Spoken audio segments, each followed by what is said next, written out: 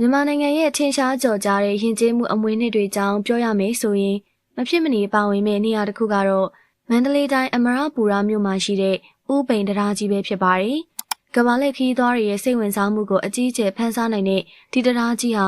ရိုးရှင်းတဲ့ကျွန်းနိုင်တွေနဲ့တိစောက်ထားပေမဲ့နှစ်ပေါင်း190နီးပါးကြာအောင်သမိုင်းကိုထမ်းပိုးထားတဲ့ခိုင်မာတဲ့အမွေအနှစ်တစ်ခုလည်းဖြစ်ပါတယ်။တကယ်တော့ဥပိန်တရားကြီးရဲ့သမိုင်းဟာ19ရာစုနှစ်ကုန်းမောင်ခေတ်နှောင်းပိုင်းနဲ့ဆက်ဆက်နေပါတယ်။အဲ့ဒီအချိန်ကမြန်မာနိုင်ငံရေးနဲ့နန်းတော်ပြောင်းလဲတွေကြားမှာပေါ်ပေါက်လာခဲ့တာပဲဖြစ်ပါတယ်။ကျွန်းနိုင်ပေါင်း1000ကျော်ရဲ့ပုံမြင်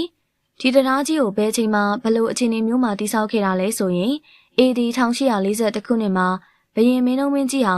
နန်းတော်ကိုအင်းဝအမရပူရကနေရွှေ့ပြောင်းပြီးမန္တလေးမြို့သစ်ကိုတည်ထောင်ခဲ့ပါတယ်။မြို့တော်ဟောင်းအမရပူရကနေတောင်တမန်အင်းကြီးရဲ့တစ်ဖက်ကမ်းကိုဆက်သွယ်ပေးဖို့လိုအပ်လာတဲ့အတွက်တရားတိစောက်ဖို့စီစဉ်ခဲ့တာပါ။အဲ့ဒီအချိန်ကအမရပူရမြို့ဝင်ဖြစ်သူဥပိန်ကိုယ်တိုင်ကဥဆောင်ပြီး1850ပြည့်နှစ်ဝန်းကျင်မှာတိစောက်ခဲ့တာဖြစ်ပါတယ်။ဒီနေရာမှာစိတ်ဝင်စားစရာအကောင်းဆုံးအချက်ကတော့တရားဆောက်လုပ်ရာမှာသုံးတဲ့ပစ္စည်းတွေပါပဲ။ဥပိန်ဟာတရားဆောက်ဖို့အတွက်မြို့ဟောင်းအင်းဝနန်းတော်နေရာကနေရွှေ့ပြောင်းလာတဲ့ကျွန်းသစ်တွေကိုအလေအလွင့်မရှိအောင်ပြန်လည်အသုံးပြုခဲ့တာဖြစ်ပါတယ်။ဒါဟာသမိုင်းဝင်ပစ္စည်းတွေကိုအကောင်းဆုံးထိန်းသိမ်းနိုင်ခဲ့တဲ့အသိဉာဏ်ရှိတဲ့လှုပ်ဆောင်ချက်တစ်ခုလို့ဆိုရမှာပါ။တရားကြီးဟာတောင်တမန်အင်းကြီးကိုဖျက်ကျော်ပြီးတော့အမရပူရမြို့ဟောင်းကနေတစ်ဖက်ကမ်းပြားရည်တုံရွာကိုဆက်သွယ်ပေးခဲ့တာကြောင့်အင်းတစ်ဖက်တစ်ချက်ကဒေသခံတွေအတွက်စီးပွားရေးလူမှုရေးလမ်းပန်းဆက်သွယ်ရေးတွေကိုအကြီးအကျယ်အထောက်အကူပြုခဲ့ပါတယ်။ကမ္ဘာအရှိဆုံးကျွန်းတရား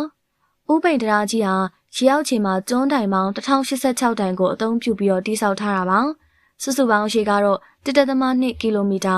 ပေ3938နီးပါးလောက်ရှိပါတယ်။ဒီအချက်လက်တွေကြောင့်ပဲဥပိန်တရားကြီးဟာကမ္ဘာအရှိဆုံးကျွန်းတရားကြီးအဖြစ်မှတ်တမ်းတင်ခြင်းခံထားရတာပဲဖြစ်ပါတယ်။ဒီတရားကြီးကိုလမ်းလျှောက်ကြည့်ရင်တရားရဲ့အလယ်ပိုင်းမှာခန္ဓာတွေမရှိဘဲပုံစံမျိုးစုံပြောင်းလဲတိစောက်ထားတာကိုတွေ့ရပါလိမ့်မယ်။ဒါကဘာကြောင့်လဲဆိုတော့အင်းရေတက်ချိန်နဲ့ရေကျချိန်မှာရေစီးမှုကိုမပိတ်ဆို့စေဖို့နဲ့တရားရဲ့ကြန့်ခိုင်မှုကိုပုံမခိုင်မာစေဖို့ရည်ရွယ်တာဖြစ်တယ်လို့ဆိုကြပါတယ်။ရာသီဥတုတန်ကိုနှစ်ပေါင်းများစွာခံနိုင်ရရှိတဲ့ဥပိန်တရားကြီးဟာအခုချိန်ထိလည်းသူ့ရဲ့အခန်းကဏ္ဍကိုမပြောင်းလဲပဲထမ်းဆောင်နေဆဲပဲဖြစ်ပါတယ်။မနက်မိုးလင်းတာနဲ့လီငယ်လေးတွေလှော်ခတ်နေတဲ့ရုပ်ပုံက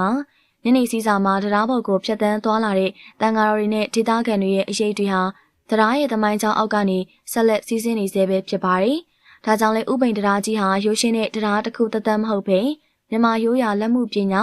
တဘာဝပတ်ဝန်းကျင်နဲ့အံဝင်ခွင့်ကြားဖြစ်မှုနဲ့မြန်မာလူမျိုးတို့ရဲ့ခေတ်ဆက်ဆက်ကြံ့ခိုင်မှုတွေကိုဖော်ပြနေတဲ့အဖိုးတန်သင်္ကေတတစ်ခုဖြစ်ထင်ရှားစွာကျန်ရှိနေတာပဲဖြစ်ပါတယ်နော်။